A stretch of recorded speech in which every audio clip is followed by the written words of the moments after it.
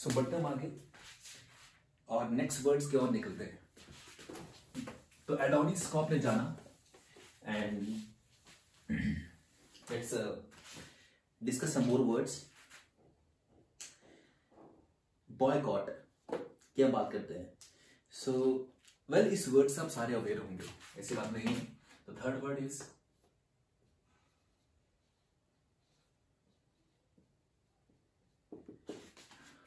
Boycott.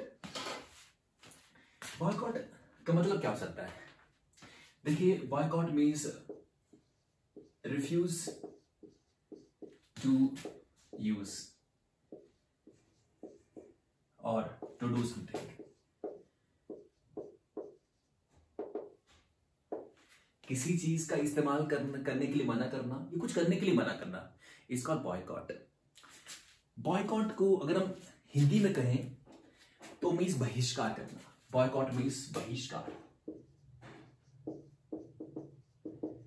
बहिष्कार करना। हमारे देश में जो स्वदेशी मूवमेंट चली थी तो उसमें हमारे देश के नेताओं ने विदेशी कपड़ों का, विदेशी सामान का बहिष्कार किया था, बॉयकॉट किया था। तो जब आप किसी भी सरकार की या किसी भी पर्सन की नीतियों से या उनकी पॉलिसी से, उनके कार्यक्रम से दुखी हैं तो आप बॉयकॉट करते हैं। मीन्स आप उनका बहिष्कार करते हैं, प्रोटेस्ट करते हैं, आंदोलन करते हैं कि हम इस्तेमाल नहीं करेंगे या फिर हम आपके साथ कोई किसी तरह की एक्टिविटी नहीं करेंगे। बॉयकॉट करना। इवन कई बार गांव मोहल्ले के अंदर भी लोग बोलते हैं कि मैं फलने आदमी को बॉयकॉट करता हूं वहां से तो वो भी बॉयकॉट करके भी आज से तुम्हारे साथ मेरा कोई वास्ता नहीं है, there is no relationship between us now and onwards. तो बॉयकॉट होता है। बॉयकॉट कहां से आया? रोम के अंदर बहुत फेमस किरदार था एक, मतलब रोम में वैसे एक रियल में एक पर्सन था इस तरह का, बॉयकॉट नाम था उसका, और वो इंस्पायर हुई उस पर्सन से एक मूवी। तो बॉयकॉट क्या था? बॉयकॉट एक ऐसा मतलब किराया मकान मालिक था। ही वाज मकान मालिक, लैंडलॉर्ड। तो वो जिसको भी रूम देता था उनको बड़ा हैरेस करता था। जिनको भी रूम वो किराए पे देता था उनको बहुत ही हैरेस करता था। हैरेस मतलब ऐसे कि अननेसेसरली तंग करना। आप लोग भी शायद परेशान होंगे ऐसे कि जो लैंडलॉर्ड होते हैं जिनके आप रूम लेके रह रहे होते हैं, वो अननेसेसरली ये चीज वैसी क्यों है, वो चीज वैसी क्यों है, अननेसेसरली परेशान करते हैं, अननेसेसरली इन्वॉल्वमेंट दिखाते हैं। तो उनके जो किराएदार थे बहुत परेशान हो गए एंड उन्होंने उसके बाद जब उनके सर से ऊपर निकल गया तो उन लोगों ने उसको किराया देने से मना कर दिया कि हम किराया देंगे नहीं, जो करना कर लो, हम रूम छोड़ेंगे नहीं, किराया देंगे नहीं। तो वहां से फिर बना था कि भाई उन लोगों ने, जो किराएदार थे, उन्होंने इस बॉयकॉट नाम के आदमी को, जो एक लैंडलॉर्ड था, मकान का मालिक था, उसको किराया देने के लिए मना कर दिया था। तो वहां से एक वर्ड बना फिर बॉयकॉट। जैसे उन लोगों ने उस बॉयकॉट के नाम के आदमी को रिफ्यूज किया, क्या किया? रिफ्यूज, किराया देना। उसी तरह से अगर आप किसी भी तरह का रिफ्यूजल कर दें, कोई रिलेशनशिप, कोई किसी का इस्तेमाल या कोई भी काम या कोई भी एक्टिविटी, तो हम कहते हैं उसको बॉयकॉट करना कि इस आदमी का बॉयकॉट कीजिए, सरकार का बॉयकॉट कीजिए या इस सामान का बॉयकॉट कीजिए, इस तरह से। तो खैर ये एक बॉयकॉट शब्द है और यहां से लिया गया।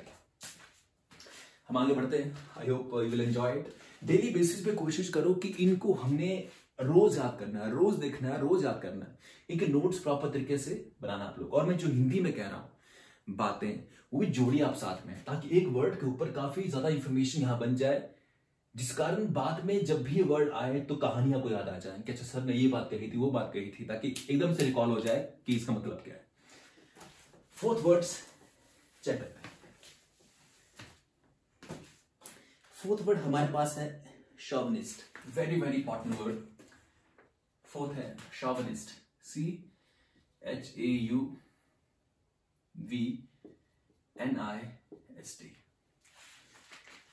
शॉविनिस्ट क्या होता है? इसका मीनिंग क्या है? वैसे इसकी प्रोनाउंसिएशन है शॉविनिस्ट।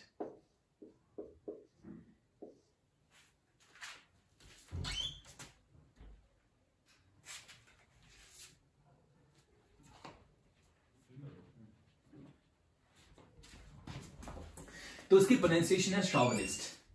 सवाल ये है कि थोड़ा सा ऐसे याद रखना आप लोग कि शॉविनिस्ट वो है जो किसी की चमचागिरी बहुत करता है, जैसे कहते हैं भाजपा में कई भक्त हैं मोदी के ऐसे ऐसे, और कई लोग कहते हैं कि कांग्रेस में भी कई ऐसे हैं जो कांग्रेस पार्टी के नेता जैसे कि सोनिया गांधी, राहुल गांधी के भक्त हैं।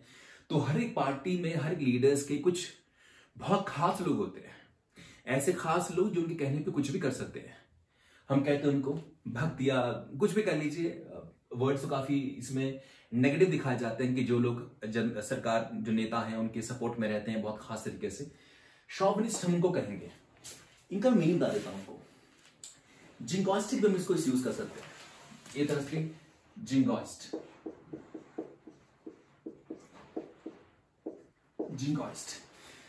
जिंगोइस्ट का मतलब शोविनिस्टिक का मतलब दोनों का सेम है।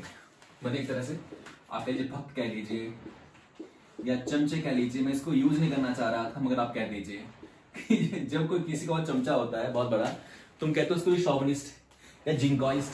दोनों वर्ड्स कई बार एग्जाम में पूछे गए हैं, जिंगोइस्ट भी और शोविनिस्ट भी।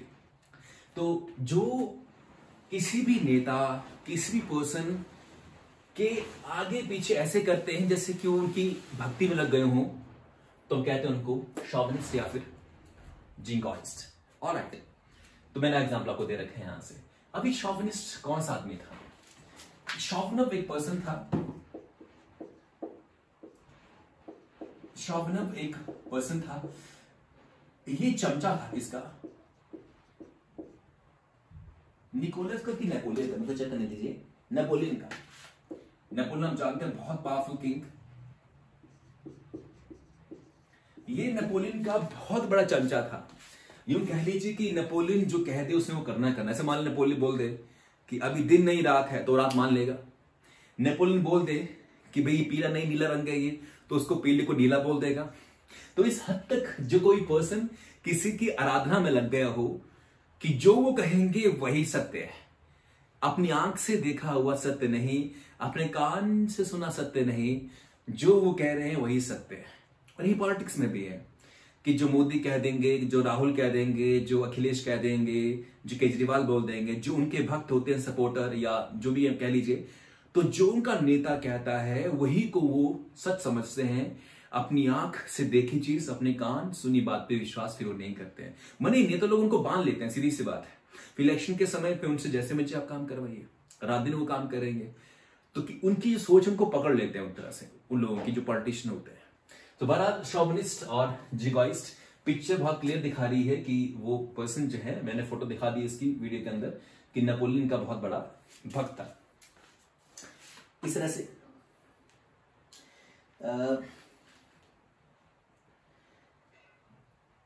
सिसरोनी की हम बात कर लेते हैं। सिसरोनी नेक्स्ट वर्ड्स हमारे पास। सिसरोनी फिफ्थ वर्ड्स। तो फिफ्थ वर्ड सिसरोनी है। Fifth word is CICER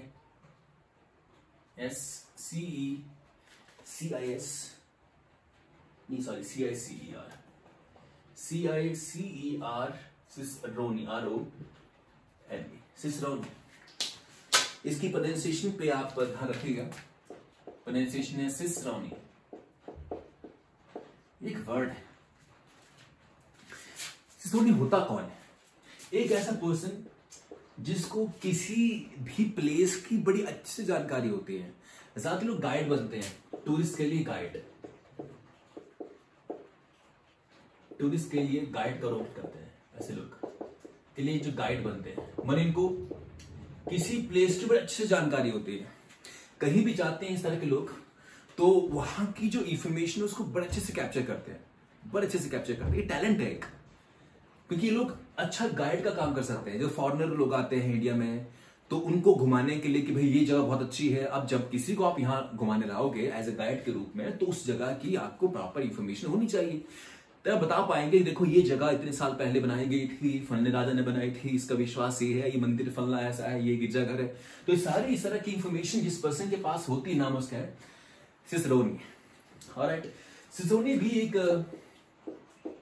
Greek देश के अंदर एक पर्सन था, और कुदरत ने, भगवान ने, ईश्वर ने उसको ऐसी ताकत दी हुई थी कि जिस भी जगह वो जाता था उसके दिमाग में इतनी क्यूरियोसिटी थी कि फटाफट से उस एरिया की इंफॉर्मेशन को अपने माइंड में डाल लेता था। तो इस तरह के पर्सन जिनमें ऐसा टैलेंट होता है, ये लोग बहुत अच्छे गाइड का काम कर सकते हैं टूरिस्ट के लिए। तो सिसरोनी कौन सा पर्सन हुआ? ऐसा पर्सन जिसको टूरिस्ट एरिया या जो फेमस प्लेसेस होते हैं उनके बारे में ठीक ठाक अच्छी इंफॉर्मेशन होती है, जो लोगों को उसके बारे में ठीक से बता सकते हैं। सो लिखूं मैं, anybody who is much informed about famous places।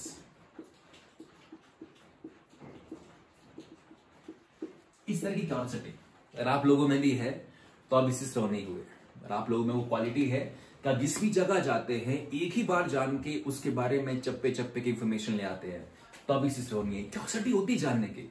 कई लोग उसी जगह पे 50 बार जाएंगे, मगर अगर सिसरोनी टाइप ऑफ पर्सन कोई भी अगर एक जगह पे वहां गया है, एक बार गया मान लीजिए, तो उसके पास उनसे अधिक इंफॉर्मेशन होगी जो 10 बार या 20 बार गए हैं। तो सिसरोनी ये वर्ड आपके पास यहां से। सिसरोनी के बाद डेमोक्लिन, ये भी बहुत अच्छा वर्ड है। नेक्स्ट हमारे पास डेमोक्लिन, मैं इसको बता रहा हूं। और ये सारे वर्ड्स जो है वो इंस्पायर्ड हैं लोगों से। डेमोक्लिन मैंने वर्ड लिखता हूं, आई थिंक 5th है कि 6th है, देख लीजिएगा। सो DEMOCLEAN, डेमोक्लिन। डेमोक्लिन की हम बात कर लेते हैं। प्रोनाउंसिएशन इसकी क्लेन, छोटा डेमोक्लिन। वो डेमोक्लिन, मैंने पहले से कहा सारे हम वर्ड्स जो डिस्कस कर रहे हैं ये फेमस लोगों से inspired. Damoclean means imminent disaster. Imminent disaster, imminent disaster का मतलब क्या हुआ? इमिनेंट मीन्स आने वाला, बहुत जल्दी आने वाला, उसको कहते हैं इमिनेंट। बहुत जल्दी आने वाला, बहुत जल्दी आने वाला डिजास्टर आप जानते हैं ना। तो बहुत जल्दी आने वाला डिजास्टर को हम कहते हैं डेमोक्लिन। अब सवाल यह है कि बहुत जल्दी जो त्रासदी, डिजास्टर मीन्स त्रासदी, जो बहुत जल्दी त्रासदी आने वाली होती है हम उसको डेमोक्लिन कहते हैं। एग्जाम्पल दूं, जैसे कोविड-19 भी एक तरह का डेमोक्लिन था, एक इमिनेंट डिजास्टर। मैंने जब वो आया तो इतना इमेजिन नहीं किया था, मगर जब वो आगे फैला तो उसके खतरे या उसके नुकसान कितने ज्यादा हुए हम सभी जानते हैं। सो डेमोक्लिन मीन्स इमिनेंट डिजास्टर, जल्दी से आने वाली जो खतरा या नुकसान की जो हम बात करते हैं कि भी बहुत इमिनेंट होने वाला है, आने वाला है, हम कहते हैं इसको इमिनेंट डिजास्टर। एग्जाम्पल देता हूं, जैसे मान लीजिए अगर आप घर के अंदर मान लो एक बड़ी इंपॉर्टेंट चीज है, बहुत महंगी चीज है, और कई बार बच्चे जब हम होते हैं तो हम आई थिंक कदर कम करते हैं चीजों की, और खेल खेल में मान लो आपने वो तोड़ दी, और आपके पापा मान लो इवनिंग में आने वाले हैं 6 बजे घर में। तो जब 5:55 हो जाएंगे आपकी दिल की धड़कनें जो है वो रुकना स्टार्ट हो जाएंगे, बढ़ना स्टार्ट हो जाएंगे, 2 एक्टिविटीज होगी। तो उस सिचुएशन में 6 बजे क्या होने वाला है? Imminent disaster. जैसे वो आएंगे मालूम चलेगा ये तो तोड़ दिया इसने, किसने तोड़ा है, तो उसके ऊपर फिर उसकी पिटाई हो जाएगी। तो विच मीन्स कि वो बच्चा जो 5:55 पे क्या फील कर रहा होगा? डेमोक्लिन। तो देख रहा होगा कि वो इमिनेंट डिजास्टर जो है आने वाला है। ये डेमोक्लिन क्या था तो बताऊं, डेमोक्लिन एक पर्सन था। मैंने पहले से कहा कि सारे ही नाम जो हैं ये लोगों से इंस्पायर्ड है। डेमोक्लिन एक पर्सन का नाम था, एंड ये भी ग्रीक के अंदर, ग्रीक देश में एक पर्सन का नाम डेमोक्लिन था। ये जो राजा थे उनको हमेशा बोलता रहता था कि आपकी लाइफ क्या अच्छी है, कितनी अच्छी लाइफ है आपकी, इतना आलीशान घर होता है, इतना आलीशान आपका जो है वो सिस्टम है, मैकेनिज्म है, लाइफ कितनी खुशहाल है आपकी, सब मजे की है। तो ये ओवर प्रेज करता था किंग की लाइफ को। ओवर प्रेज समझते हैं ना? ओवर प्रेज एक तो प्रेज करना कि आपकी लाइफ बहुत अच्छी, एक है कि हमेशा एक्सेसिवली बोलना कि वाह आपकी लाइफ क्या है, कितने अच्छे पकवान आप खाते हैं, आप कितने अच्छे बेड पे सोते हैं, आपके नौकर चाकर आगे पीछे, ये कितनी बढ़िया लाइफ है आपकी। पर आप जानते हैं कि किंग की लाइफ जितनी लग्जूरियस होती है उतना ही उनकी लाइफ में संकट होता है, मुश्किल होती है, टफनेस होती है। प्रधानमंत्री के पास सबसे ज्यादा फैसिलिटी होती है इस देश के अंदर, सबसे ज्यादा फैसिलिटी। मगर क्या प्रधानमंत्री की जॉब इतनी आसान है कि एंजॉय करो, खाओ पियो सो, ऐसा क्या? नहीं नहीं, उतना ही रिस्पॉन्सिबिलिटी, उतना ही रिस्क, उतना ही मतलब लाइफ टफ है प्रधानमंत्री की, जितना उनके आसपास की आलीशान जिंदगी होती है। तो जो बाहर से देखते हुएंगे वो सोचते होंगे यार क्या लाइफ है प्रधानमंत्री की। मगर जो प्रधानमंत्री होता है या जो किंग होता है या राजा होता है, वही जानता है कि उस पद पे बैठने पे जो कहते हैं ना, हर एक सिंहासन पे कीले लगी होती हैं और बाहर से नजर नहीं आती है, पर जो बैठा होता है वो उसकी चुभन जानता है। बहरहाल तो डेमोक्लेस नाम का पर्सन जो ग्रीक माइथोलॉजी में राजा की बड़ी प्रेज करता था कि राजा की लाइफ बहुत ऐसी है, बहुत बढ़िया है, तुम्हारी लाइफ तो ये है।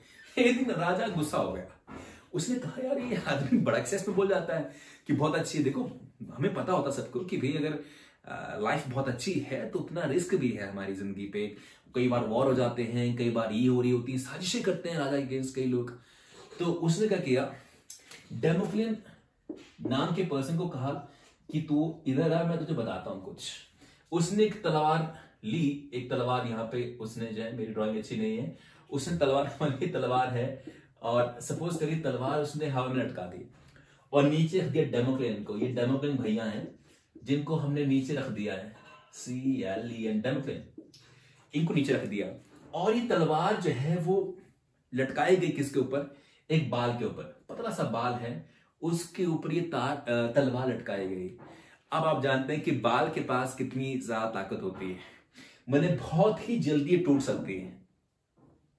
जो बाल टूट सकता और बाल टूटेगा तो तलवार भी पड़ेगी इसके ऊपर, डेमोक्लियन के ऊपर।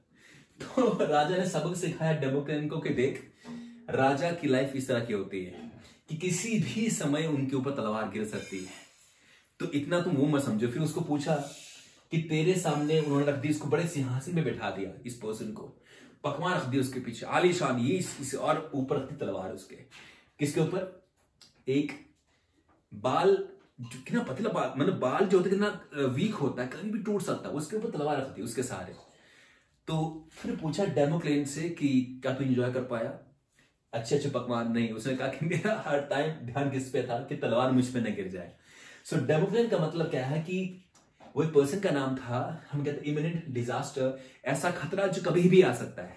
तो वो तलवार थी जो कभी भी उस पर गिर सकती थी और उसका काम तबाह।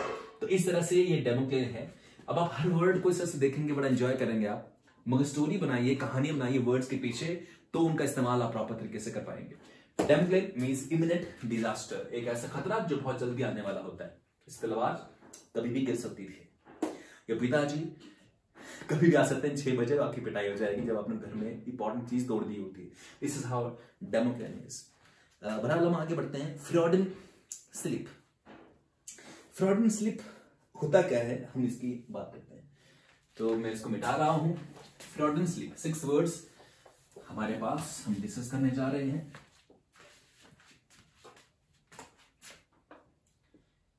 Six FREU, Freudian, DIN, Freudian slip.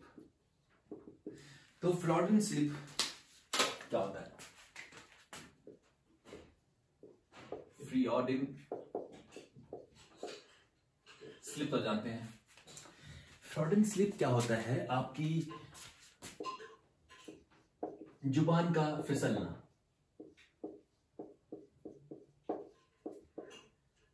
यहां स्लिप होती है आपकी टंग, जुबान का फिसल जाना।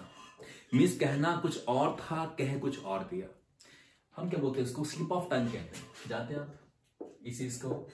स्लिप ऑफ टंग बोलते हैं आप लोग कि भाई हमने कुछ बोलना और था, बोल कुछ और दिया। That is simply slip of tongue. पर फ्रॉडन स्लिप क्या होता है?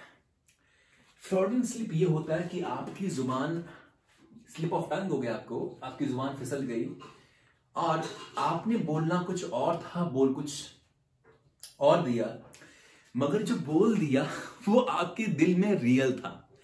अंडरस्टैंड कीजिए, मेरी जुबान फिसल सकती है, आपकी जुबान फिसल सकती है। स्लिप ऑफ टंग तो किसी के साथ भी हो सकता है। जैसे मैं कुछ भी कहना चाह रहा हूं, कुछ और बोल दिया, it's called slip of tongue.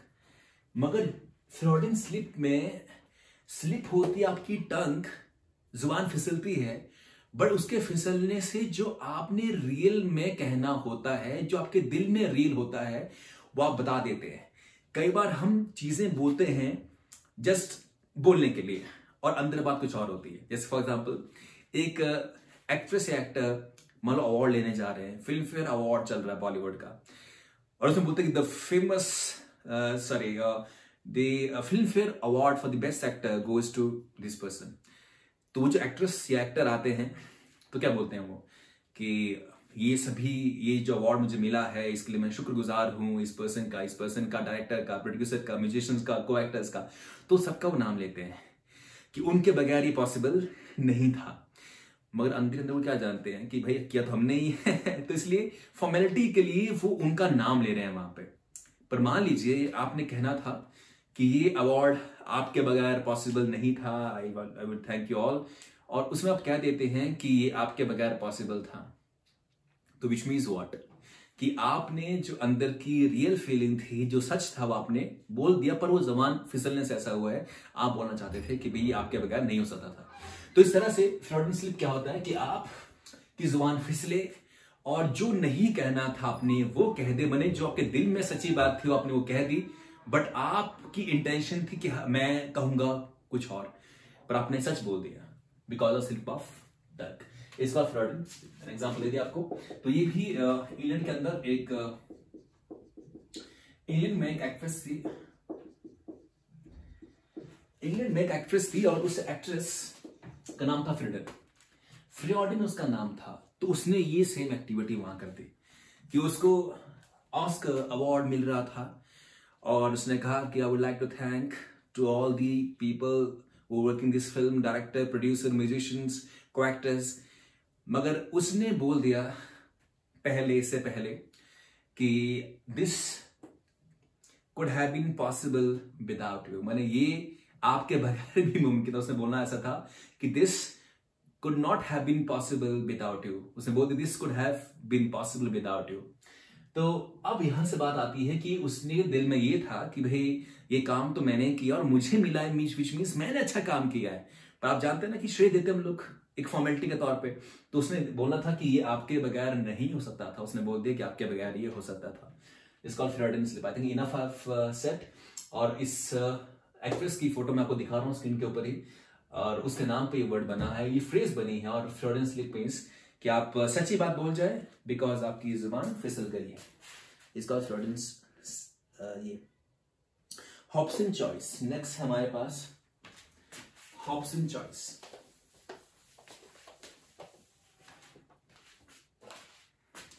I think 8th है शायद, 7th है। हॉब्सन चॉइस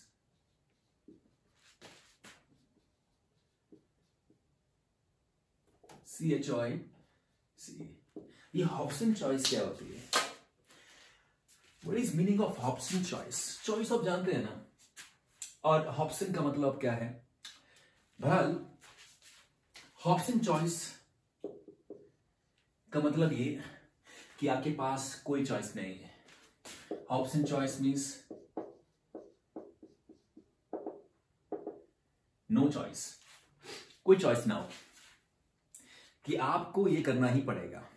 फॉर एग्जाम्पल आप किसी घर में जाएं और सपोज करिए आपको पसंद है कॉफी और उन्होंने चाय आपके सामने रख दी है। तो चाय आपके सामने आ चुकी है एंड जिनके आप घर गए हैं वो एक रिप्यूटेड, सपोज करिए कि ऑफिसर हैं या कोई भी है, मतलब बहुत अच्छे या बड़े आदमी हैं आपके अकॉर्डिंग, या आप यूं कह लीजिए कि भाई आप उनकी बहुत रिस्पेक्ट करते हैं।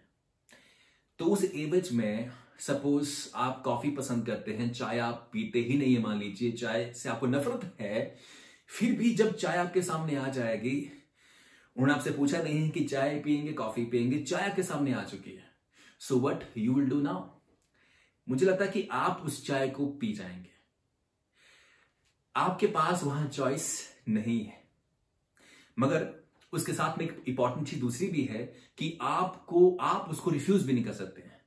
कि जी मैं चाय नहीं पीऊंगा, प्लीज कॉफी लाइए, क्योंकि वो आपसे बहुत बड़े और आप उनकी बहुत इज्जत करते हैं। आपके लेवल या आपके लेवल ऑफ क्वालिफिकेशन से वो बहुत बड़े हैं, तो उनके द्वारा दी गई हर चीज का सम्मान आपको करना पड़ेगा। तो उस सिचुएशन के अकॉर्डिंग आपके हाथ में चाय का कप है और चाय के कप को आप हाथ में रख के चाय पी रहे हैं, and that is called Hobson choice. Means चाय आपके सामने थी बट आपके पास कोई चॉइस नहीं थी। देखिए, जब आदमी के पास चॉइस नहीं होती है तो उसको वो चीज करनी ही पड़ती है। ये हैव नो चॉइस, ऑलराइट।